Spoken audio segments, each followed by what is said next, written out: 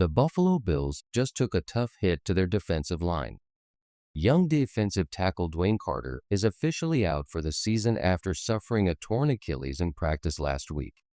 The news became public Sunday night, and Carter himself later confirmed it on social media.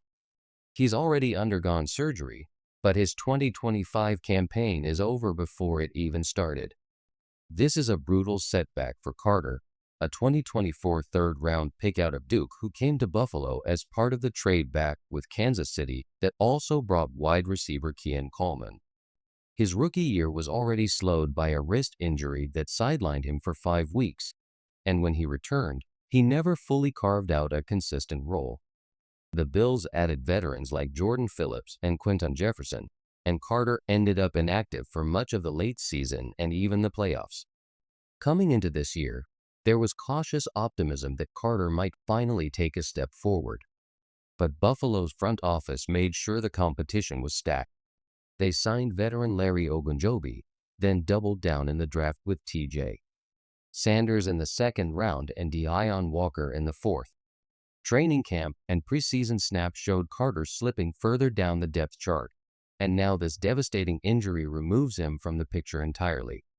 Before listening to the latest news, subscribe to the channel, like it, and don't forget to press the bell icon.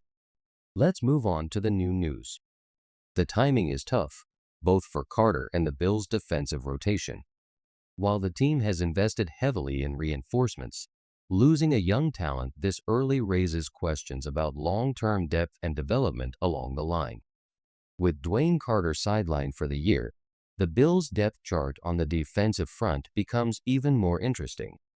Carter was already sitting behind Ed Oliver, Daquan Jones, Larry Ogunjobi, De'Aaron Walker, and T.J. Sanders.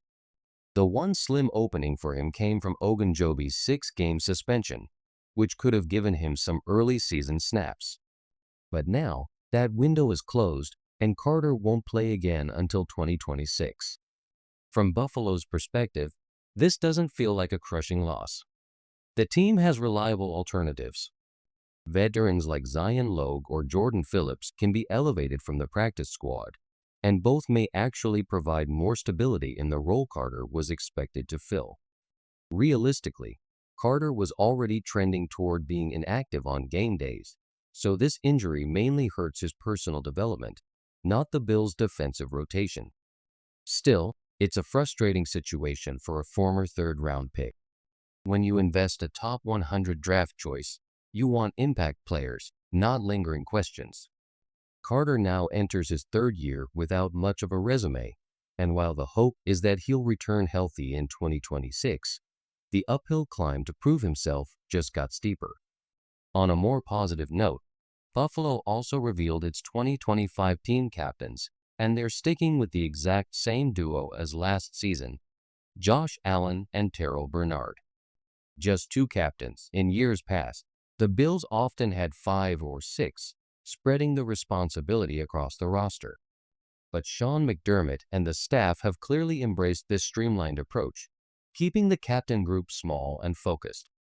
It's no surprise these two were the seed. Allen has long been the face of the franchise, setting the tone for the entire locker room, while Bernard's emergence as a leader on defense has been undeniable.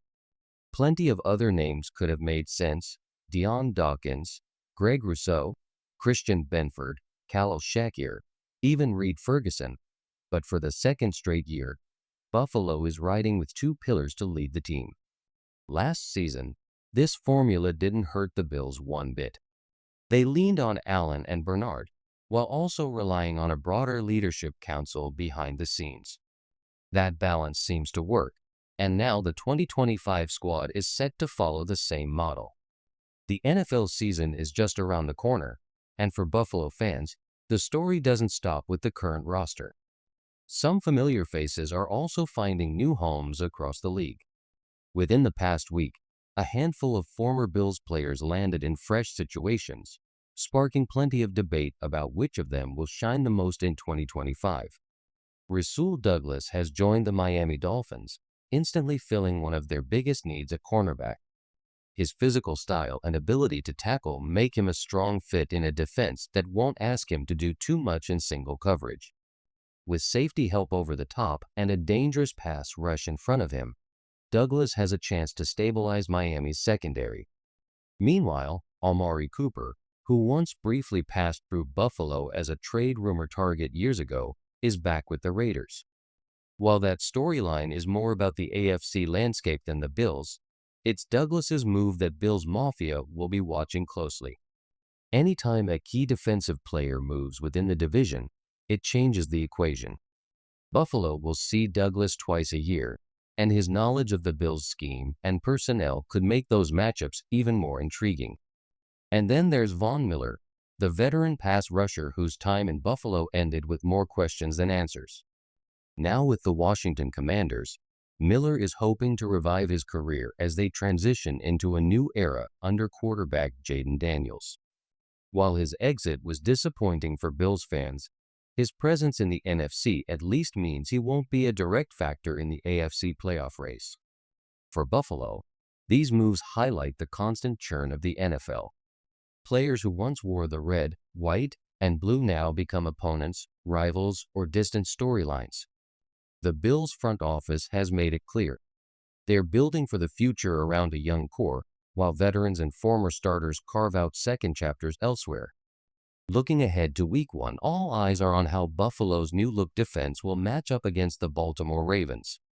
The Ravens bring a punishing 1-2 punch with Lamar Jackson and Derrick Henry, and that combination forces every opponent to pick its poison. For the Bills, the strategy seems clear. You can't allow Baltimore's rushing attack to dictate the game. Last season, the Ravens averaged nearly 190 yards on the ground, an absurd number that even top offenses struggled to contain. If Buffalo lets that kind of production happen again, it'll be a long afternoon. That means Sean McDermott's defense has to make a choice: sell out to limit the run and take their chances with Lamar as a passer. Jackson is more than capable of making big throws, but forcing him into that role is still preferable to watching Henry and the offensive line chew up clock and yardage.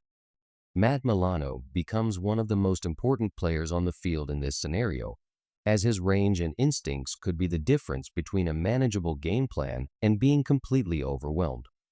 There are concerns, of course. The CB2 spot remains unsettled, and even if Tre'Davious White is ready, Baltimore's receivers present physical matchup problems. The secondary will have its hands full, but at some point, Buffalo has to gamble. Better to live with Lamar hitting throws downfield than to surrender 250-plus yards on the ground. On the flip side, the Bills' offense should find opportunities against Baltimore's defense. Josh Allen and his playmakers will get their chances to answer back, but that only matters if the defense can keep the game within reach. This matchup will be all about disciplined gap control and limiting damage against one of the league's most unique offensive combinations. One of the most fascinating storylines for Buffalo heading into 2025 is the continued development of Greg Rousseau. Fans often debate whether he's more effective rushing off the left side or the right side, and the numbers over the last 3 seasons paint a pretty balanced picture. In 2022, Rousseau was slightly more productive on the right side, though he played far more snaps on the left. The following year, his efficiency flipped, with his best work coming from the left edge. And then in 2024, it leveled out again, nearly even production no matter where he lined up. What does that mean? Essentially, Rousseau has proven he can win from either side of the line. The so-called sniff test might make it feel like he looks more dominant in one spot, but the data shows he's flexible enough to handle both. That versatility is key for a Bills defense that loves to rotate linemen and disguise pressure. With new additions around him and a more aggressive blitz philosophy, Rousseau's ability to adapt on either edge could make him one of Buffalo's most important weapons in 2025. The bigger picture is clear. The Bills want their defensive front to be unpredictable. If Rousseau can maintain steady production from both sides, it forces opposing offenses to prepare for pressure no matter where he lines up.